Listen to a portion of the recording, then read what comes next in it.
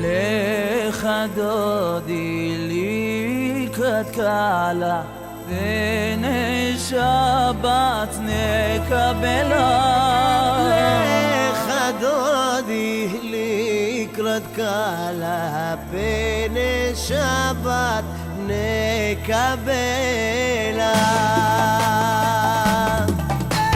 שמור בזכור בדיבור אחד ישמענו אלהם מיוחד אדוני אחד ושמו אחד לשם ולתפארת ולתהילה. Shabbat Shalom. Podemos adelantar también y decir Jodesh Tov y por supuesto Hag Hanukkah Sameach.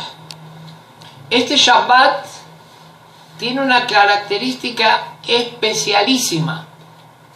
Es uno de los pocos que a veces suele ocurrir que se sacan y se leen 3 Sifrei Torah.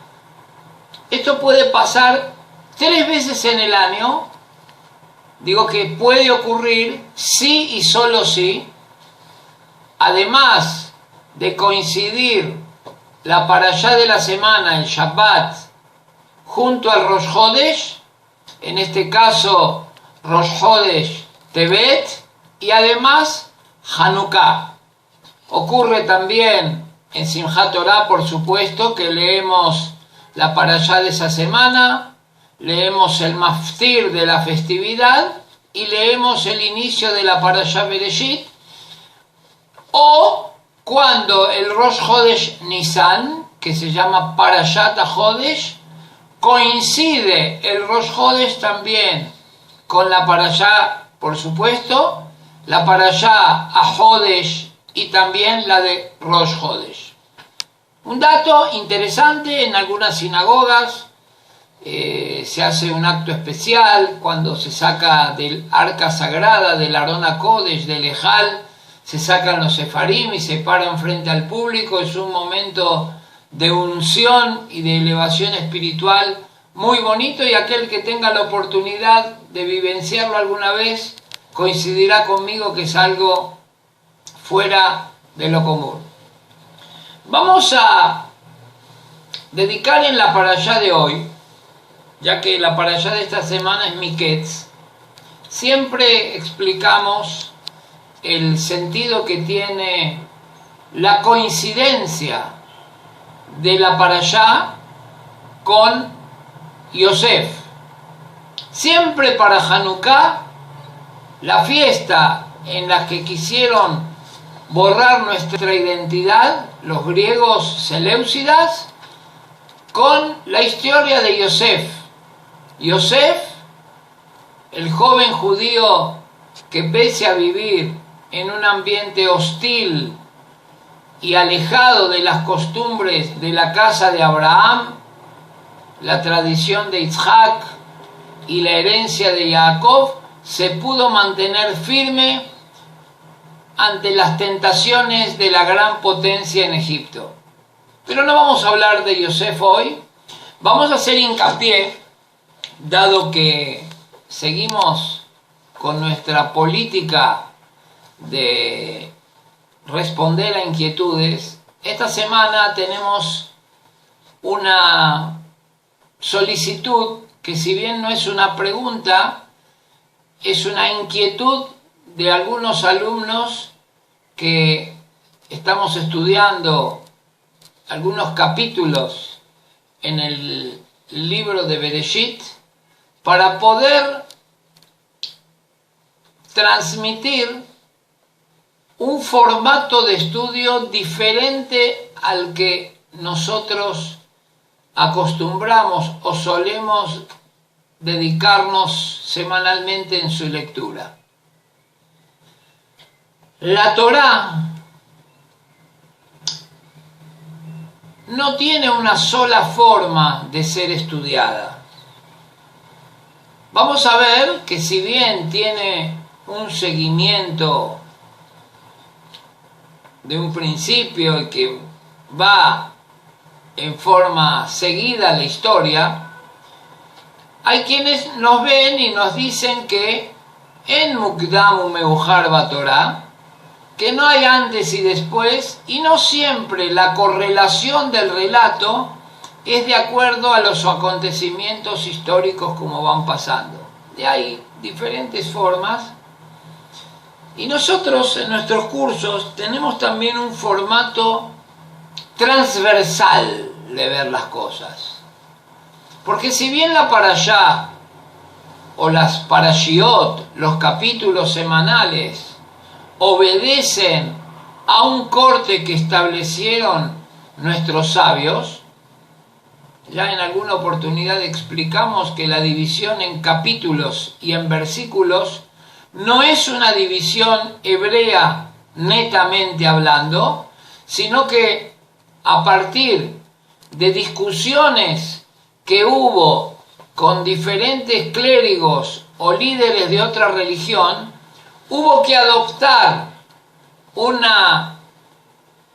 un tablero común para poder dilucidar diferencias o establecer las discusiones. Entonces no podíamos nosotros hablar en un idioma y que nuestros rivales o contrincantes en estas discusiones estén hablando con otro corte en la Torah. Entonces, en el siglo XI fue que fue dividida la Biblia hebrea en capítulos y versículos en la ciudad de Belén. Se llamó la traducción esta, la Vulgata, que fue la primera traducción al latín. Pero nosotros vamos a tratar de ver en estas circunstancias dos elementos que son fundamentales para el entendimiento conceptual, transversalmente hablando, de lo que son las explicaciones de la Torah. Hay unas preguntas que están siempre volando en el aire acerca de la actitud de Yosef, porque si hubo un personaje en todo el Tanaj que su vida estuvo marcada por los sueños, fue Yosef Atzadik.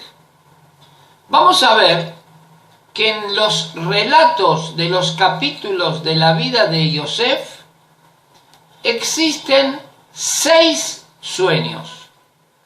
Estos 6 sueños tienen una relevancia muy importante en el devenir de la historia propia de Yosef, ya que Yosef marca el destino de su vida de acuerdo a los sueños propios y ajenos que ocurrieron. Ya hicimos en varias oportunidades el tema de los sueños en la Biblia. Son temas que son muy álgidos hoy, que están de moda, ¿ok? No porque haya intérpretes baratos en las diferentes comarcas donde llega esta entrega semanal, que cierran los ojos religiosamente y se hacen los intérpretes de los sueños, sino por las concepciones que trae el Talmud especialmente acerca de qué son los sueños. Vamos a recordar rápidamente que hay varias explicaciones acerca de los sueños. Hay quienes ven que los sueños son Halomot, Shav y Edaberu. Los Halomot, estos sueños, podríamos decir que no tienen ningún sentido y no podemos entender cómo a veces encontramos personas que estaban hace años y que fallecieron y se encuentran en otro país con otras personas que conocimos. Es una de las opiniones del Talmud. Hay una segunda que dice, no, cuidadito. El sueño tiene una 60ª parte de profecía. Quiere decir que se le otorga al sueño, según esta segunda opinión, un carácter profundo de que lo que uno sueña pueden ocurrir cosas en el futuro que nos están avisando en el sueño. Por ejemplo, vamos a ver los sueños del faraón esta semana, que Yosef con toda astucia los sabe responder y se gana la confianza del faraón y de todos los ministros de la corte. Pero hay otra opinión que dice que en Adam Holem Elam Mehirhurei Libo, la persona no sueña sino lo que tiene en su corazón. En un idioma moderno podríamos decir,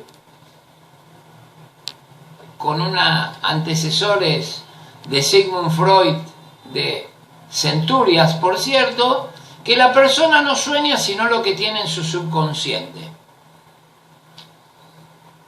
Hay un examen difícil, un trance muy crítico y la persona por la noche lo sueña. Entonces vamos a ver que estas son las corrientes más importantes que tiene o que tienen los sueños en la Biblia. Y la vida de Yosef estuvo signada por esos sueños. Vamos a ver los dos primeros, que sueña Jacob con espigas, sueña Yosef con las espigas en cantidad como sus hermanos que se prosternan, se inclinan ante él.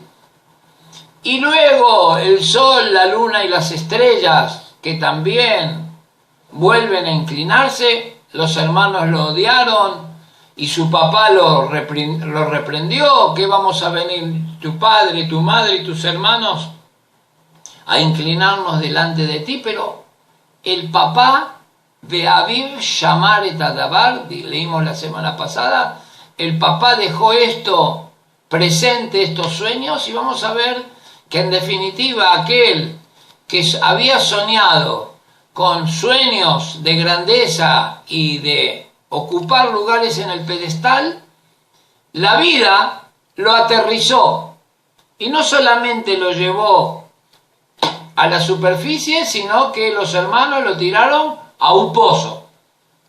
Y luego la realidad en Egipto lo llevaron a otro pozo mucho más difícil de salir, que era la propia cárcel en Egipto. Estos sueños lo llevaron a Yosef a la prisión. Soñaba que se inclinaban ante él y esos sueños lo llevaron a él estar en presidio, en el más oscuro de los huecos de las cárceles de la antigüedad. Vamos a ver, sin embargo, que los sueños de otros los sacaron de esa cárcel. ¿Quiénes fueron? El ministro de la bebida y el maestro panadero, que habían soñado, le contaron los sueños y Yosef los responde. Y cuando después de 2 años el faraón tiene el sueño de las vacas gordas y las flacas, y de las espigas gordas y de las espigas flacas, Yosef sale a la libertad y ocupa el lugar que había tenido en los primeros sueños. Si vamos a ver transversalmente, tenemos sueños de espigas y estrellas, nuevamente de espiga, el trigo, el pan, que el maestro panadero ponía en su cesta, en la canasta, en su cabeza, en el sueño, y que venían y picoteaban las aves. Y por último, las vacas gordas, las vacas flacas y nuevamente las espigas. Vamos a ver que el concepto de la espiga, del pan, del sustento y de la comida fue el hilo conductor transversal de todos estos 6 sueños. Y aquel que lo puede y lo llega a entender a fondo, cuando Yosef mira la propia historia de su vida, le dice a sus hermanos: no os afligéis porque me vendisteis a Egipto, porque Hashem me ha enviado aquí para mantenerlos y sustentarlos, para darles de comer. Yosef entendió pues entonces que los sueños que él tuvo, en el que se repetían en los de él, en los de los ministros y en los del propio faraón, un hilo conductor que lo llevaba a comprender la película completa y no ver parcialmente un capítulo de la historia. Vamos a entender entonces, pues, que la historia no es simplemente elementos que ocurren uno detrás de otro, sino que debemos también interpretar los acontecimientos que ellos ocurren.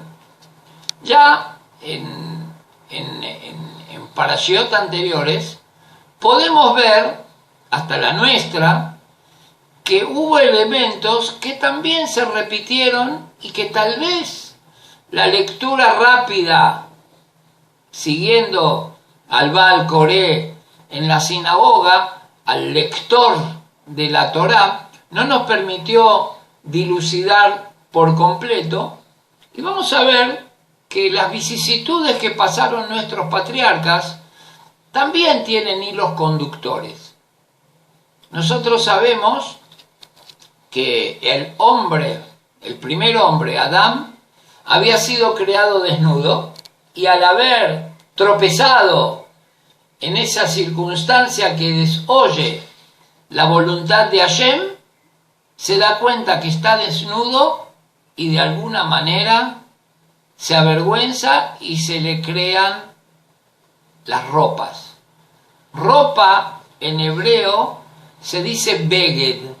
Vamos a ver que este beged, estas ropas, estas vestiduras, muchas veces no solamente ocultan un cuerpo desnudo, como había sido creado el hombre, sino que también ocultan algunas cosas que nos llevan a la traición, porque begidá en hebreo es traición. Y me dice aquí un pequeño raconto para que veamos de qué estoy hablando. Jacob engañó a su padre Isaac, ¿con qué? Con las ropas de su hermano. El primer engaño con la ropa. Ahora, ¿quedó impune? Vamos a ver que no, porque después Labán vistió o escondió a Lea bajo las ropas de Rachel y le cambió la novia la noche de bodas. Vamos a ver que el mismo Jacob es engañado por sus hijos. Él le había hecho a su hijo Yosef una ropa especial, un ketonet pasim. Eso encolerizó a sus hijos, y ¿qué hicieron?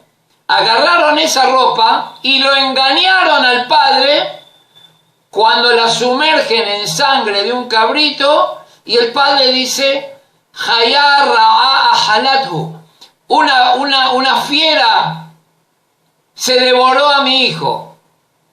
Él engañó a su papá con la ropa de su hermano. Los hijos engañaron a su papá con la ropa de otro hermano. ¿Quién fue el promotor? ¿Quién fue el promotor de esta venta o no venta, pero arrojar a Yosef en el pozo y que llegue a Egipto? Fue Yehudá. Él era el líder.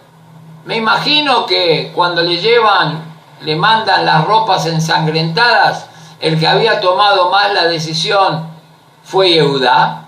¿Qué le pasa a Yehudá?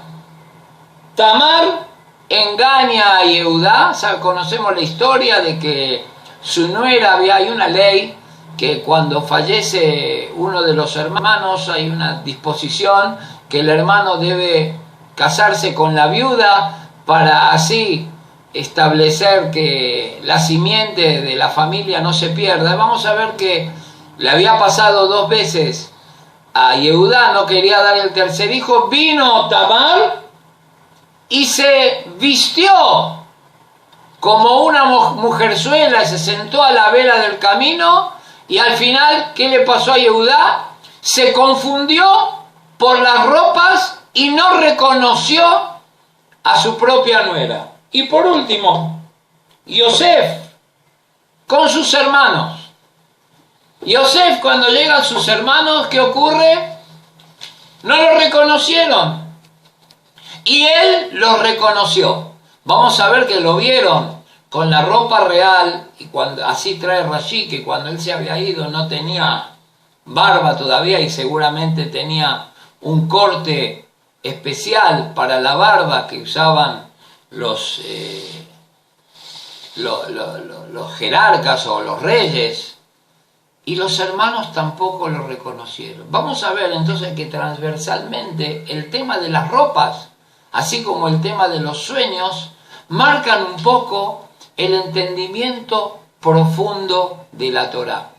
No es una lectura de corrido, sino que tiene que ser una lectura y un estudio concienzudo, conceptual, en el que siempre debemos profundizar un poco más a ver si las cosas están claras, o en el apuro o en la falta de tener una llave para poder comprender el texto bíblico como corresponde, nos hacen ir a temas sugestivos y nos ocultan el verdadero trasfondo de la misma. Quiero aprovechar la oportunidad para saludarlos nuevamente e invitarlos. Estamos dando cursos todos los jueves por la noche de capítulos especiales, tópicos seleccionados del libro de Bereshit. Pueden entrar a nuestra página www.centroculturalhebreo.com o en nuestro Facebook, y también pueden inscribirse mediante nuestro correo electrónico isej@centroculturalhebreo.com. Será entonces hasta la próxima, deseando un buen inicio de mes, y esta es la segunda mitad de la fiesta de Hanukkah, que terminen de iluminar nuestros hogares con una luz diáfana, plena y clara para todos nosotros. Shabbat. يشمر الشابت اللي يشمرني يشمر